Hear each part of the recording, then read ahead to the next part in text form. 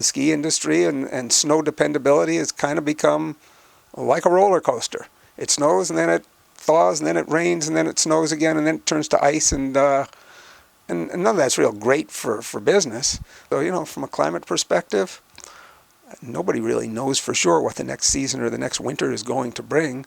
You just kind of keep your fingers crossed and stay optimistic. Have you noticed the trend of snowfall year to year? Is it a year to year change? It's really difficult to say. We have records that go back to the opening of Sugarbush, and it's variable. It really varies year to year. So last year, for instance, was our second largest total snowfall that we've ever recorded. We missed having the record by ½ an inch.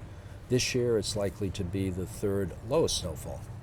And so it really has been variable when you look back on history. Because the seasons aren't nearly as dependable as they used to be, say, when I was a kid. There was always snow. And so the skiers are working hard to try and account for the changes in climate or weather that are coming along. Now, that being said, I think everybody believes the climate's changing, and it is, but it's certainly not changing evenly. I mean, you got climate change, and then we had great snow this March. We had fabulous snow last March. The skiing's been great the last several weeks. I'll ski again this weekend, I think. The weather report looks good, and that's weird. The thing that makes me nervous looking at the next decades for skiing around here isn't so much the weather itself, it's the culture of skiing that we have here. We're so lucky to be close to Burlington and close to the bigger ski areas where we have a huge community of people that are excited to get out and go skiing on a winter day when it snows a few inches even. It's like what everyone's thinking about. If that doesn't happen, if it doesn't snow a few inches, if it rains in Burlington, we definitely notice a change in who comes to ski, even though we have snowmaking here and we have not a guaranteed product, but pretty darn close. It's the toughest thing for mountain operations. It's not running the lifts. It's making snow and then having it rain 2 days later and watching your $200,000 worth of snow run down the mountain. You got to do it all over again a few days later, and then it does it again. It gets very expensive and frustrating very fast.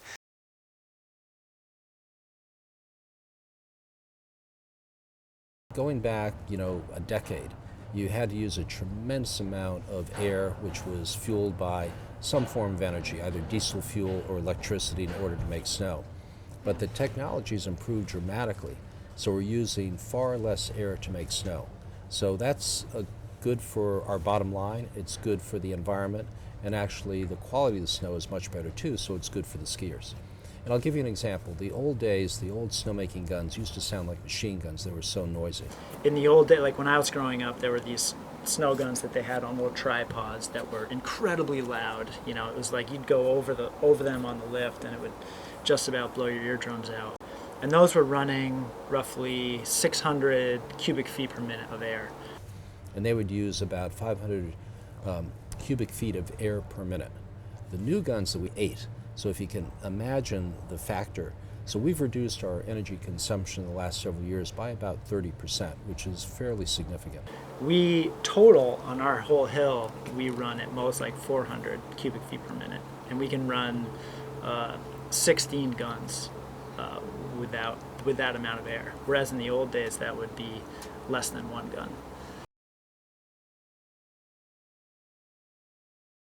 Hundreds and hundreds. Hundreds, yeah, really? And snow guns. Some are permanent in place and some are moved around as they're needed. 4 fan guns, 4 of the original older fan guns that we still have. We now have, 20 stick guns that we use as well. I think with smaller scale mountains or even households who can't afford that investment. Because, if you take a look at one of the snowmaking towers, they cost about $1,500. Wow. If you take a look at a compressor, that could cost $300,000. If you look at the cost of installing pipe and valves and maintaining it, it can be a very serious investment. Say there are 3 reasons that the small community-supported ski area went away, so to speak. One is climate change, right? The snowfall tailed off in the 70s and 80s. There was less and less natural snow that could be counted on. That was part of it. The second is the cost of liability insurance that went up through that time. and then the third it would be snowmaking. The big areas started to put in snowmaking, which meant that the little areas either had to or they couldn't really compete. Years, if you look back years and years and years, there were dozens and dozens and dozens of more ski hills in Vermont. Every town had a ski hill, and there aren't many of those left at all. Some of it is related to inconsistent snow. Some of it's related to the need to have insurance. Some of it's the cost of infrastructure, whatever. I think Vermont's ski industry now is pretty darn stable, actually.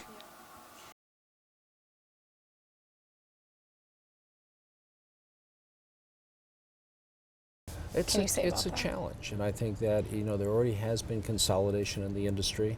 There are a lot of resorts that used to exist that don't exist, and I think for some that is going to be a challenge.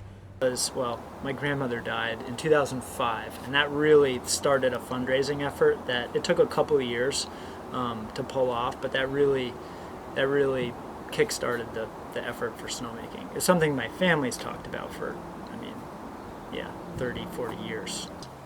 So like Win Smith at Sugarbush, he's been a huge supporter from day one. He was one of the big lead donors on our original snowmaking project. And nobody in the small, but they buy the used ones. They're 7 to 10 years old from the bigger ski areas, or they'll find one somewhere out there in the marketplace and buy something that's well used, and they're probably only into it for $30,000-$40,000 maybe. Those things depreciate just as fast as cars.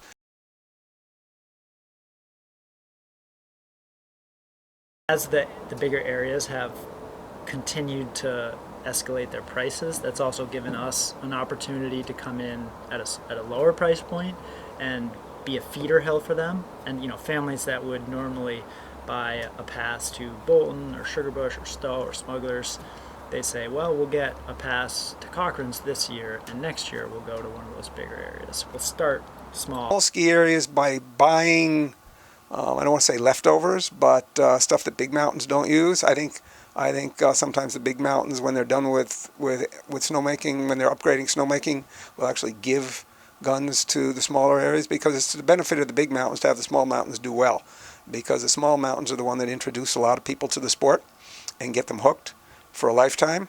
And Cochran's would be, in Vermont, without a doubt, the most successful at that. When you've got Olympians on a little hill learning to ski who come out and win gold medals, Lindsey Vonn, one of the top skiers today, she grew up on a tiny little hill in the Midwest.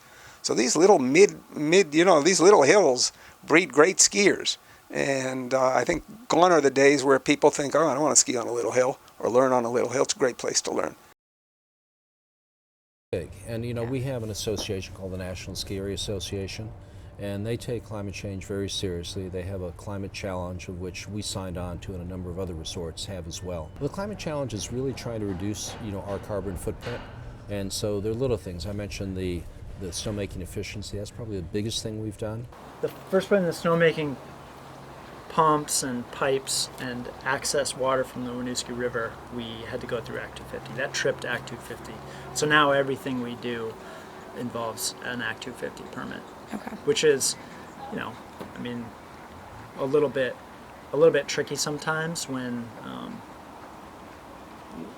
we're trying to do something that's a good cause, it's for the community, but it has a significant environmental impact, like pipe into the Winooski River or lighting up the night sky with our lights. Those start to be tricky things to navigate.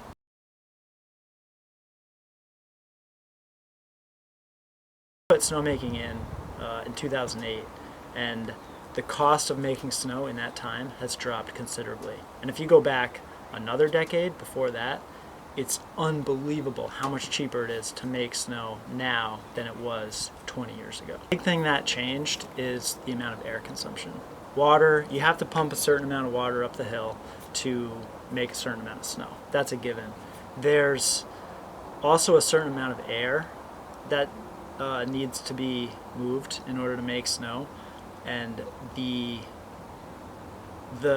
movement of that air and how that air creates a snow crystal, they've really been able to dial in. And so when we installed our snowmaking system in 2007, 2008, we used the big fan guns, which were by far the most efficient system.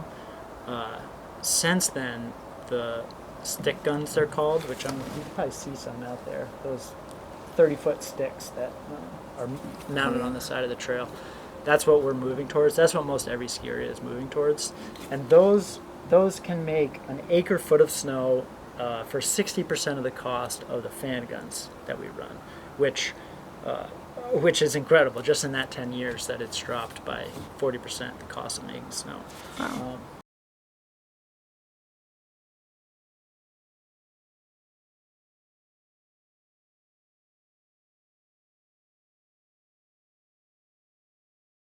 There's going to be snow at Cochran's. Well, they'll schedule some high school races here. So all of that turns into more people coming through this place. Even though, maybe we would have had snow anyway, and we could have counted on all that flow of traffic throughout the year, because it's going to be a great snow year next year. That's conceivable, but without the guarantee of snowmaking, it wouldn't be able to happen.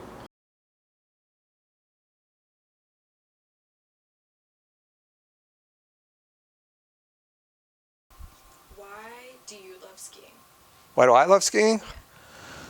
Oh, God, that's a hard question because I've been doing it all my life and it's a lot of fun. It's an opportunity to compete. It's an opportunity to practice something, and it's an adrenaline rush. Yeah, it's like a nice balance between simple and yet also has a certain elegance to it, I would say. It's not just about the adventure, but it's about the camaraderie. It's about the ability of friends to gather. It's about the ability of family to gather. And this is one of the few things that you can really do across 3 and sometimes now even 4 generations and really enjoy doing it together. So my goal is, I'm now 68. I've skied for about 32 years. I figure I'm only halfway. I think I have another 32 years to go. And age 100, ski 100 days, maybe with my great-grandchildren. So that's my goal.